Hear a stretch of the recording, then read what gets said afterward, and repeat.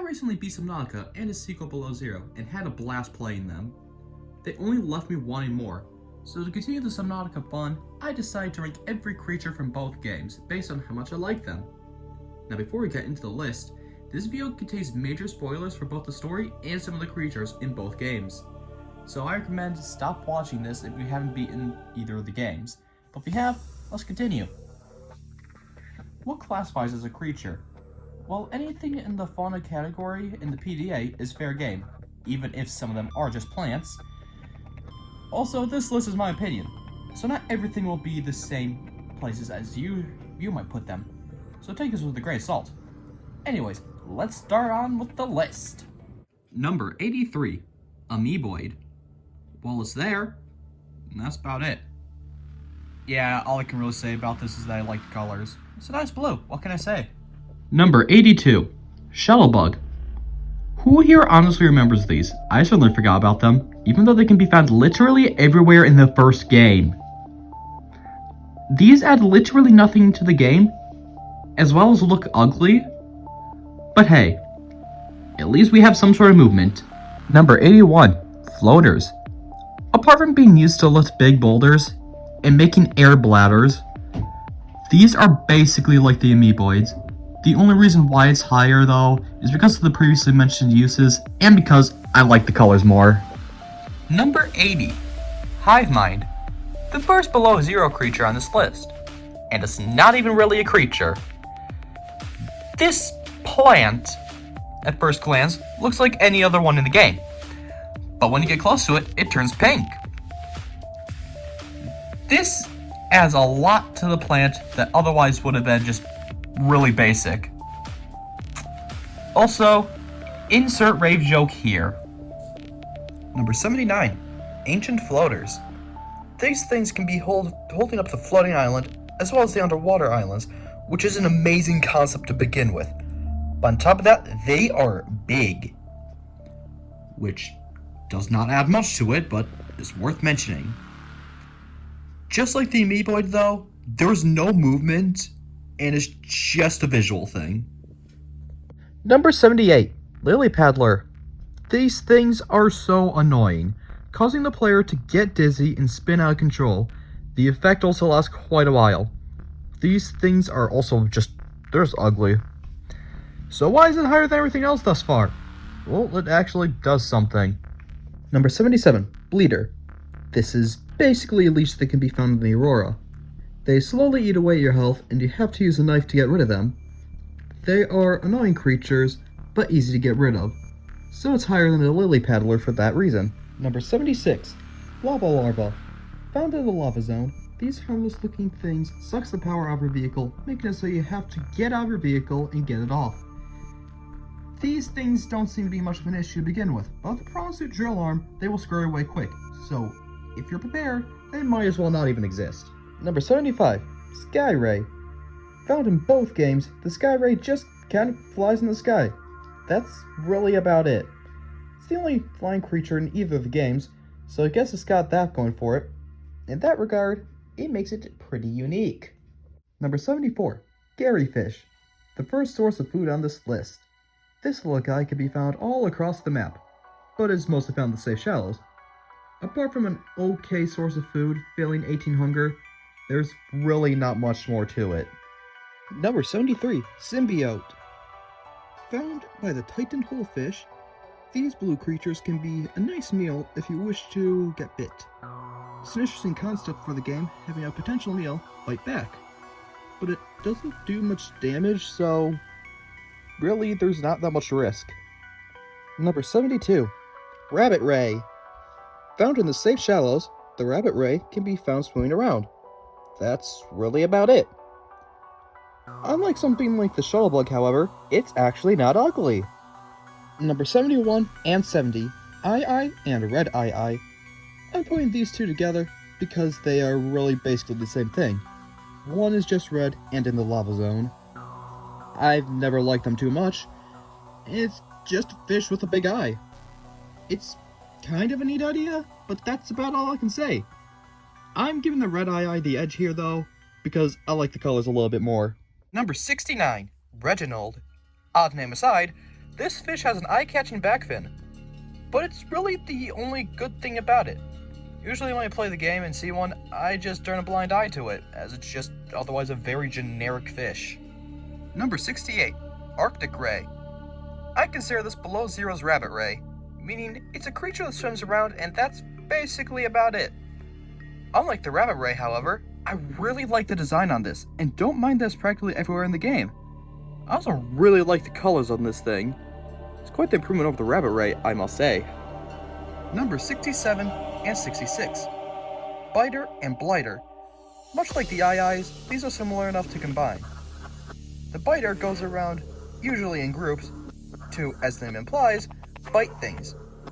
The Biter can also bite the player, but only deals a measly 7 damage. Same with the Blighter. So while intimidating at first, they aren't really much of a threat. I'm putting the Blighter higher than the Biter, just because I like the colors a little bit more. Number 65, Crashfish. Okay, I gotta do this fast before I expose it. Well, there it goes.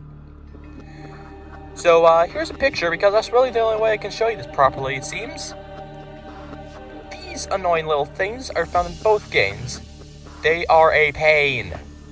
Go to a cave in the safe shallows, and you are likely to get chased by one, and blowing you up, causing an unreasonable amount of damage for a creature in the safe shallows. Just avoid caves, you say?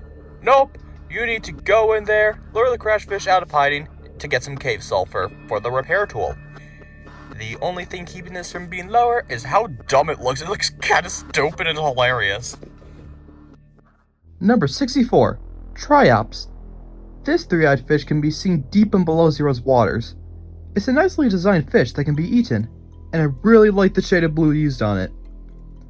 It is the third best three-eyed fish in the game, as there is only 2 other three-eyed fish in the entire game. Number 63, Gasopod. Honestly, a pretty lame creature based on 2020. The idea on this creature is pretty neat, and the design fits its attack nicely, even if you can just avoid by slowly swimming away. For it is probably the first creature that can hurt you that the player encounters, it's a pretty nice creature that gets you ready for what's to come. Number 62 and 61, Boomerang and Magma Rain. I like the design of these two creatures being, well, boomerangs. It's just that they don't seem all that lively due to the muted colors and the limited movement. They do give 21 food, making them decent food sources, but because of the darker colors, I can't put them any higher. I do like the red on the Magma Rain a little bit more than the regular Boomerang though, so it's going higher. Number 60, Arrow Ray. Given only 13 food, this creature can be found swimming in below zero's waters. The shape of the arrow ray is nothing special, but the pattern is great, having light orange on one side and white on the other. The green eye is also a nice touch. Number 59, Brine Wing. If you don't have an oxygen tank, I recommend to stay away from these things, because while it's a cool feature, it can be a tad bit dangerous, since it can freeze you, which could potentially drown you. The elongated mouth that it uses to freeze the player is pretty unique. I also really like the blue and yellows used on this thing. Number 58, Spadefish. This fish that always looks petrified is a somewhat similarly shaped fish to the arrow ray. I think it's better than the arrow ray for 2 reasons though. 1, I think the colors go well together. And 2, the bigger reason, it always looks petrified, which I think is kind of funny. Number 57, Discus Fish. Okay, did the devs know there's already a discus fish in the real world? Anyways, the discus fish can be found deep in below zero's waters. The design of the fish looks like a torpedo, with wings encapsulated in a disc. The green with the red in the front work really well together, making it a very unique color palette for both the games. It's a nice fish, but doesn't look too appetizing. Number 56, Rock Grub, measuring 2.75 inches, or about 7 centimeters. The Rock Grub is the smallest creature from either game. Its eye-catching glow and its size is why I like this creature so much. I do wonder though, Why the heck is it in the game in the first place? Number 55, whole fish. It's a fish, but get this, with a hole. Not a super creative concept, but one done well. Having it be a regular fish, but with a little 4546B magic to put a hole in its back. I also really like the colors on this thing. There's not much else to say. It's just a nice fish with a hole in its back. Number 54, newt fish. An ordinary looking fish with some decent coloring. It's nothing special. But what is special about this fish is the fact that this creature can open its mouth to an insane degree and down fish whole. This idea seems really similar to the black swallower, which also eats fish whole. The PDA even states that it needs to eat only once every few weeks. Number 53, Stalker. Found in the kelp forests, these shark-like creatures will attack anything nearby. But at least in my experience, they don't seem to bother the player too much. But it is a little annoying when they steal your camera, or when you're trying to farm their teeth. They're a nice addition to the kelp forest though. Number 52, Crimson Ray. You may have noticed that I'm not merging this with the Ghost Ray, despite them being practically the same thing. And I have a good reason for that. I like the Ghost Ray significantly more. That's really the only reason. Anyways, the Crimson Ray lives in the lava zone and swims around. That's pretty much it. There's nothing really special to this. I do like the design and the colors though. There's that. Number 51, Cryptosuchus. Probably the hardest to pronounce name in either of the games, as well as one of the most aggressive, being way too loud for its own good, and charging right at the player or any prey around it, going crazy while doing so. I think it does a good job at being scary, while keeping the player away from the areas that they're in, for about 5 minutes, as they are very predictable and easy to evade in a sea truck. But hey, at least it does a good job in killing the player. On occasions. Number 50, Spiky Trap. Looking like any other plant in the game, the Spiky Trap grabs you seemingly always when you least expect it, and pulls you in to eat you. While the design isn't anything too special, it does make sense, as it needs to blend in with the surroundings to be effective. It feels like it's a nice fear factor because of that. And because of that fear factor, I really like this creature. Number 49, Glow Whale. The first Leviathan class creature on this list. Despite its immense size, there isn't anything too noteworthy about it. I mean, I guess you can ride it. That's cool, I guess. This creature is really only here because of its size. It's nothing too special. Number 48, Frozen Leviathan. This thing is huge. It has an awesome design with those big sharp teeth, the giant tusks, and the big 4 legs. It makes for a spectacular sight. It seems so grand, seeming the main focus within the cave. But the one major downside that makes it so I can't put it any higher is the fact that it's well frozen, so I don't really know what it was like. Number 47, Calicerae. Man, Below Zero has some really hard to pronounce creature names. The Calicerae is Below Zero's Reaper Leviathan. However, it fails in every way to match the Reaper's success. For one, its design is just an oversized shrimp, which isn't scary or creative. And two, it's usually in bright areas, removing the fear that something could get you at any moment, like the Reaper had. But because it still has some of the aspects that the Reaper did have, it's not down at the bottom. Number 46, Void Calicerae. While this is a pretty scary beast on its own, especially considering that it's found in the void and it can come at you out of nowhere, which is a pretty terrifying thought, it could be a number 20 creature. But it's down here at number 46 for laziness and missed potential. Kind of spoilers for later on the list, but the Ghost Leviathan was an amazing creature. Having it come out of nowhere and just get the player with a pretty spooky sound that it makes. It's amazing. The Void Calicerae, though, fails in every aspect. Because, one, it's no longer an original idea, and two, it's just a redesigned Leviathan that's already in this game. This creature doesn't even have a PDA log, so it shouldn't even be on this list. But I put it on here anyways because I wanted to rant about how lazy this was. Number 45, Squid Shark. The spiritual successor to the crab squid from the first game. While normal looking at first, it can open its mouth wide open, revealing many sharp teeth to try and eat the player. Looks really cool. but also has an ability shared with one other creature from the first game, and that is to disable your vehicle temporarily, which makes escaping it a little annoying. I do like how often they appear, only showing up in a few select places so you can encounter it multiple times, but not so often that it gets annoying. Number 44, Crab Snake. One of 2 creatures found exclusively in jelly shroom caves. The crab snake swims around and can occasionally hide inside the jelly shrooms to do, well... And that is the big reason as to why I put the crab snake here. They also just have a nice design, having 2 pincers in the front, and the black detailing on the red body stand out very nicely. Number 43 and 42, blue trivalve and gold trivalve. The trivalves try to cash in on the cuttlefish's success, but fails in multiple ways. First of all, they only have 2 feeding animations as compared to the cuttlefish, which has a lot more than that. And 2, they don't really have any personality. They just follow you and you can feed them.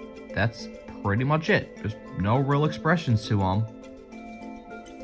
I am putting the gold trivalve above the blue trivalve just because it is gold. How could you not like gold? Number 41, Sand Shark. Sand sharks can be found in the grassy plateaus or the dunes, swimming around in the sand. Now, their design is neat and all, though a little bland. But that's not the reason why it's up here. It's because it goes way too crazy when it attacks something. I mean, this thing acts like it hasn't eaten in a week. There is no need for it to go that crazy, but it's hilarious while also being a bit intimidating at the same time. I don't know how, it just is. Number 40, Spinefish. Despite this just being a reskin of the hoopfish, I think this is a very unique fish, having itself and its organs being see-through, with only its spine remaining, which looks really cool. This almost doesn't even seem like a reskin, which shows that reskins can be done well, instead of just making it red like every other reskin. Number 39, Pinnacurid. The seal of the Subnautica universe. Hunting fish and not interacting with the player, the Pinnacurid's design is pretty neat, having 7 flippers on each side and purple-tipped antennas, and the blue-red fade on its side. Culminates for a nice design creature that never really sees the light of day, being overshadowed by the penguins and peglings, usually found around the same area. Number 38, Sea Monkey. These annoying creatures try to steal things right from your hands, and you need to chase them down to get your things back. This, however, can be stopped after you get Alan. For some reason, the sea monkeys will then choose to give you items. I don't know why they would, but they do. I really like the blues and purples on this thing. It looks really nice together, though maybe not too fitting for the thieves that they are. So for its interesting colors and the change in attitude towards the player, it gets this spot. Number 37, Spinnerfish. Found in the kelp caves, these fish, believe it or not, spin. The shape of the fish being reminiscent of a sun shows off its spinning capabilities wonderfully. The colors on it, being red and yellow, also work pretty well together, fitting into the whole sun aesthetic. The spinnerfish overall is a nice splash of color, and adds a bit of life into the caves in which it resides in. Number 36, Rock Puncher. The Rock Puncher feeds on rock grubs, mentioned 20 places ago. The Puncher punches the ground to try and find rock grubs to eat. While the Puncher moves slowly, if the player were to get near it, it will attack you. So you could get punched by a sea creature. How about that? The design behind the Rock Puncher seems to be based on crabs, lobsters, or other crustaceans, which there really isn't a lot of in the series, making this one a fairly unique creature. Number 35, Brute Shark. The Brute Shark is, well, a shark. A highly aggressive one at that. Usually found in the twisty bridges, the Brute Shark should not be a creature you'd want to encounter, as it will attack you with no remorse. I mean, just look at those soulless eyes. The eyes really do make this look more like a threat than it actually is. Along with the yellow streak and crooked jaw, you got one cool creature. Number 34, Lava Lizard. This highly aggressive lava zone monster is almost like a much smaller sea dragon. I mean, it's got the colors, the fire spitting ability, they can be found in the same location. The downsides, however, are that they are not a threat in the slightest. When you're in the prawn suit, it just makes them so they're kind of there. They attack you but don't do much damage. But if you're outside the prawn suit for whatever reason, They can be quite deadly. Number 33, Sea Treader, the smallest leviathan in Subnautica. This giant creature walks along the sea treader's path and doesn't really attack the player unless they go near it, in which case, then it might attack you. An amazing feature that this creature has, it can poop. It can be used in the bioreactor though, so it does actually have some sort of use. This creature also has a very cool and unique design, having it walk across the seafloor instead of swimming, as well as having it 3 legs as opposed to 2 or 4, like most other creatures with legs. One leg being located on the face is another really cool idea. This creature is a unique one for sure. Number 32, Warper.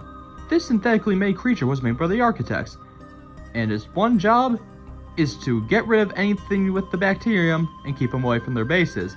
This means that any creature with the bacterium, or the player, will be targeted. Its attacks mainly consist of teleporting their victims away from wherever they were, and this applies to you, even when you're in the sea moth or prawn suit. Thank goodness they stop attacking you after the bacterium is gone.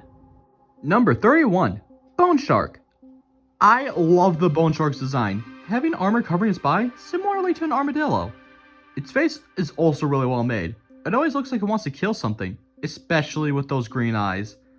The behavior is nothing special, having it just swim around and attacking the player on sight, but the design is more than good enough for me. Number 30, River Prowler. Found exclusively at the Lost River's gargantuan leviathan skeleton, the River Prowler patrols the skeletal remains and attacks a player on sight. These are basically the bone sharks of the Lost River. Similarly to the spinefish, the River Prowler's outsides are see-through, with the exception of the head, which looks like a skull, and I think that looks really cool. Number 29, Cave Crawlers. These discs on legs can be found on the 2 islands and the Aurora.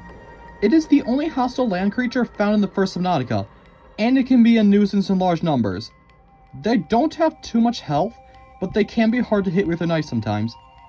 Thankfully, they are easily evadable, usually. The colors on the cave crawler also work really well together. I love the big blue eye on top of it as well. These are overall a nice addition to the land to make the islands just feel a little less safe. Number 28 and 27, Featherfish and Red Featherfish, the last group ranking on this list. These two swim around in below zero's waters and gets 23 food when cooked and eaten. I don't really have much else to say that hasn't already been said about the other fish on this list. I'm going to be putting the featherfish above the red featherfish because I like the purple on it. That's all I really got to say about this. Number 26, Mesmer. Okay, so when I needed to get footage for this thing, I just could not find one. So you better appreciate this footage. The Mesmer can be found basically everywhere in the game, but they aren't too common to run into, which is good because its unique attack will get stale very quickly. The Mesmer hypnotizes the player into getting closer to it until it can take a bite out of you, which seems like a less annoying lily paddler. Except with this, you can actually escape its grasp by looking the other way. The Mesmer is very aesthetically pleasing, being a nice hypnotic blue and purple. The actual hypnosis looks really great as well, having random shapes and colors around the edges of the screen, which was a little obstructed with the dizziness when the lily paddler did the same thing. Number 25, Hoopfish. It may seem a little strange to be putting this thing so high up when the concept is so simple, but I have a good reason for it. For one, it brought us the spinefish, as it is a reskin, but the bigger reason, I love the blue and green on this thing. It makes the fish really stand out, making it one of the coolest looking fish in the entire game. Number 24, Ampiel. Found in the Bulb Zone and the Bloodkelp Forest, the Ampiel is a very unique take on electric eels. Having rods coming out from all ends of its body and conducting electricity, the Ampiel electrocutes anything near it. The Ampiel's design is already neat with the aforementioned rods, but with the electricity being visible at all times, it looks really cool and intimidating. This is not a creature to mess with.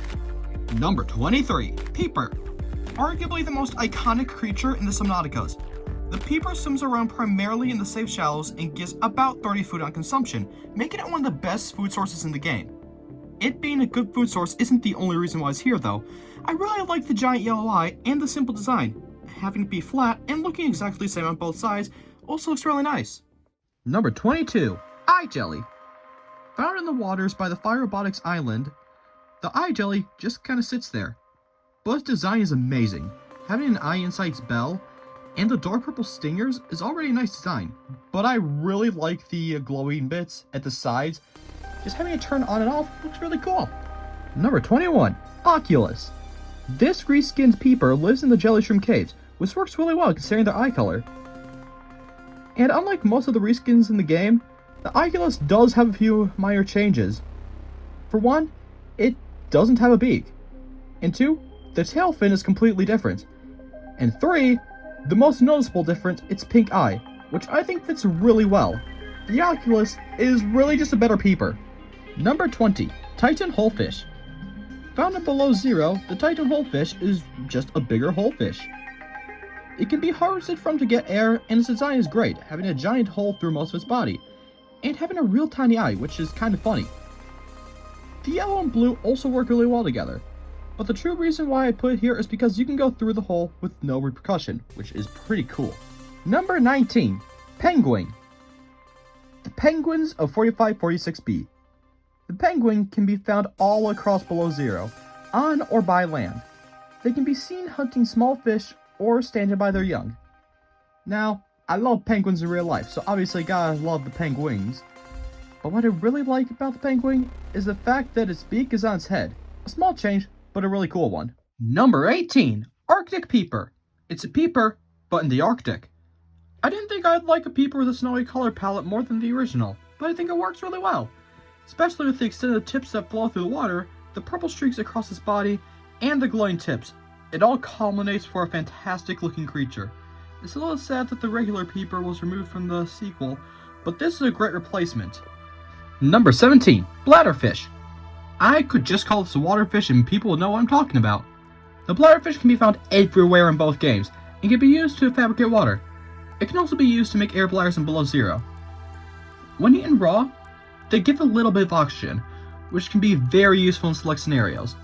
The design is just an air bladder, but I still like the purple on it, as well as the color changing ability in below zero. Number 16, Sea Emperor Leviathan. As you play the first game, the Sea Emperor will telekinetically speak with you to get you to get closer to it, which when you do, it shows itself in a grand way. After it shows itself, it will ask you to make some hatching enzymes to hatch its egg, after which it's, Anyways, the size of the Emperor is super impressive, being 200 meters long, or 656 feet. But its design doesn't really do it for me, mostly because of the colors, but for being such a crucial part in the story, it deserves to be up here. Number 15, Burger King foot lettuce. The last thing you'd want in your Burger King burger is someone's foot fungus. Okay, I'll stop. Number 15, Snowstalker. While still based off of the Stalker from the first game, the Snowstalker is quite different. For one, they are land creatures, making them a big threat on land. And two, they seem way more aggressive than the regular ones. I don't know how Marguerite managed to tame one. Unless you have a few flares or a snow fox, these things will hunt you down, making them a legitimate threat, which not too many creatures in these games are actually capable of doing, which is why it's up here. Number 14, Bloodcrawler. It's a bigger cave crawler. Honestly, this shouldn't be so high up. So why is it? Well, for one, it is so creepy looking, with its long legs and the fact that it's bigger than the player, unlike the cave crawler, which really adds up to the creepiness. The red eye really makes it fit in with the blood kelp zone that it resides in as well, and I really like its movement. I can't really elaborate further as to why I like the movement, I just do. Overall, this creature is just a great improvement from the smaller cave crawler. Number 13, Sea Dragon Leviathan, the largest hostile Leviathan in the game. While there are only 3 sea dragons throughout the entire lava zone in which they reside in, they really do make trekking through the lava zone a terrifying experience. For one, their size is more than enough to deter players from it. 2, its design makes it always look angry. And 3, it deals 12 damage to insta-killing the player, or 3 to 20 damage to the prawn suit. Its attack consists of swatting the player, biting them, and breathing fire. All of this leads to a super big threat, which is why I like this creature so much. Actual challenge. Number 12, Reaper Leviathan. Up there with the Peeper as one of the most iconic Subnautica creatures, the Reaper is basically Subnautica's mascot. The Reaper can be found in the mountains, the dunes, and at the Aurora crash site. This blind creature uses echolocation to navigate, so if you hear it, it sees you. There's a reason this creature is so iconic, and that is its attack. With its 4 mandibles, it can grab the prawn suit or sea moth, and it's a pretty spooky sight having it be right in front of you, trying to eat you, and taking you who knows where. The white body and red detailing works really well. I also really like the pitch black eyes. Number 11, Jelly Ray. Found in the mushroom forest, the Jelly Ray swims around, and that's pretty much it. But there is a good reason why I put all the way up at 11. The design is super cool, being a bioluminescent blue and purple, and unlike every other ray in the game, it has multiple bits extending from its body, instead of wings. With that out of the way, we have made it to the top 10. These are the best of the best Subnautica has to offer, and it's also very hard putting these together, especially the top 3. Now let's get into the top 10. Number 10, Ghost Ray. A similar color to the Jelly Ray, the Ghost Ray swims around the Lost River and looks great. With the see-through outsides and the pinker spots inside of it looks fantastic. But what really makes this creature shine is what I've been showing you this whole time. The giant cove tree with all of the Ghost Rays surrounding it is a spectacular sight. It is a highlight every time I head to the lava zone. Number 9, Hoverfish. If you were anything like me, you did not see the true beauty in this creature until after you beat the game. I mean, it just looks like a nicely designed fish at first, with hoverpad-like feet. But the true beauty is when you pick it up. You see its face in all its glory. It is just so cute. There isn't much else to say other than its cuteness. That's pretty much the only reason why it's up here. I guess I could say that its back glows in the dark, but that's really about it. Number 8, Shadow Leviathan. By far the most powerful creature in any of the Subnautica games. While it doesn't have an insta-kill attack, like the Sea Dragon does, it does deal 75 damage to the player. It also deals 27 to 42 damage to the prawn suit. This thing can be found in the Crystal Caverns, and like the name implies, it hides in the shadows. Upon sight, the Leviathan heads towards the player to try and eat them with their mouth, which is located underneath the body. It's a pretty neat concept that's amplified with the glowing blue. The rest of the Leviathan is kind of forgettable, but its fear-inducing presence and the amount of damage it does more than makes up for it. Number 7, Ice Worm, the only land-based Leviathan. The ice worm can be found burrowing through the ice of the Arctic spires, and occasionally jumps out of the ice or sticks its head out to attack the player. The tip of its head acts like a sword, and it can slash the player, dealing quite a bit of damage. This thing can be dealt with, however, with a Thumper or a Snowfox upgrade, though neither are necessary. It gives a nice challenge for the unprepared players, as well as giving a great fear factor, as you can't see them, and they could attack at any moment. Number 6, Reefback Leviathan. This gigantic passive Leviathan swims around the waters of the first Subnautica game. Residing on its back is an entire ecosystem, which is an amazing concept. And it's not like it's just some generic plants on its back. No, you can actually interact with them. The plants you can actually harvest from and even benefit from.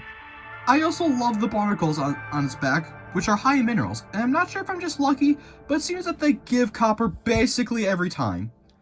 The underside of this Leviathan looks kinda ugly, but that's fine, because the back with the tentacles looking things looks great. Really brings the whole thing together. The Reefback overall is a great creature to get resources from as well.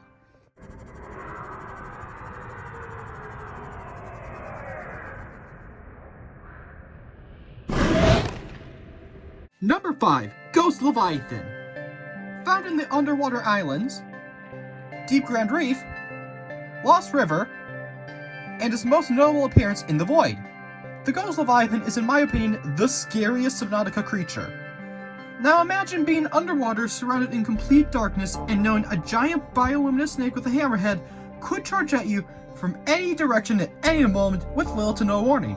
That's the Ghost Leviathan! Not only is it amazingly terrifying, but I also love the blue see-through body, similarly to a ghost. This 6 yellow eyes are enough to strike fear into anyone who knows what it is. It's also worth mentioning that this Leviathan has the most complete life cycle present in any of the Subnautica games. Some interesting storytelling. Number 4, Cuttlefish. On the complete opposite side of the fear spectrum, we have the fan favorite cuttlefish. I think it goes without saying that the cuttlefish is cute, especially with some of the animations that play when you feed it. Like the trivalve, the cuttlefish is only attainable via egg hatching. Wait an in-game day and the cuttlefish is yours. Like the trivalve, the cuttlefish can be played with, but unlike the trivalve, there is more than 2 animations. The cuttlefish also has something the trivalve doesn't, and that is personality. The cuttlefish, when played with, can smack the cracker right from your hand when you try to feed it, almost like a toddler not wanting to eat its vegetables. It's clear as to why people like the cuttlefish so much, besides it being cute. For me, it's mostly the personality the trivalve was missing. That's what did it for me. Number 3, Pangolin. The fan favorite Pangolin walls itself into 3rd place. It is above its older self by about 16 places. The difference? It is so cute! I love the fact that you can pick it up, I love the fact that it falls on its face occasionally while walking, and I love its size. It is so small! The pangolin, if picked up, the penguins will attack you. Which, fair enough, you're basically stealing the child. But come on, I just want to hug one so much! If there's one creature I'd want to have as real-life pet from the Subnuatica series, it would be this. Now, we are at the last 2, and it was a close fight for this spot, as both creatures have a good amount of benefits, but not a lot of downsides. But now, without further ado, let's get on to number 2, Crab Squid. The Crab Squid is a hostile creature that can be found in the Lost River in Deep Grand Reef. Its main attack consists of emitting electrical rings around it that, similarly to the squid shark, temporarily disables all electronics, such as the prawn suit or scanner. While we're on the topic, why do the squid creatures have technology disabling abilities? What is this miscommunication that the devs think the squids have these abilities? Anyways, the crab squid moves around by inflating or deflating its bell, or head if you will, or occasionally walks across the seafloor. Seems like a decent creature, right? So why is it number 2? Well, its design is my favorite design creature in all of Subnautica. I love the 4 eyes, I love the big brain, even though it's a stomach that's in the head, and I really love the bladed arms. Overall, a decent creature with a great design that I love. Number 1, Vent Garden Leviathan. My absolute favorite creature in all of Subnautica is, of course, a Leviathan. How original. The Vent Garden goes around looking for thermal vents to rest and grow to an immense size.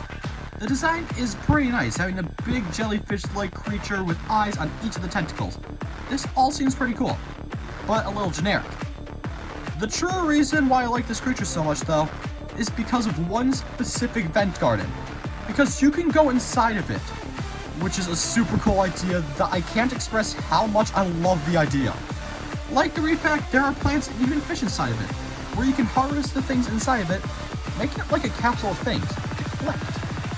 The one and only downside I can think of for this creature is the fact that if you're unprepared, you can easily drown. But other than that, it is a perfect creature with no downsides. Okay, that took way longer than I expected to do. But anyways, I hope you enjoyed this new type of video for me. And if you liked it, why not drop a like? Did you agree with my list? I'm curious. Tell me in the comments below. And with all that said, have a good day. I'm going to bed.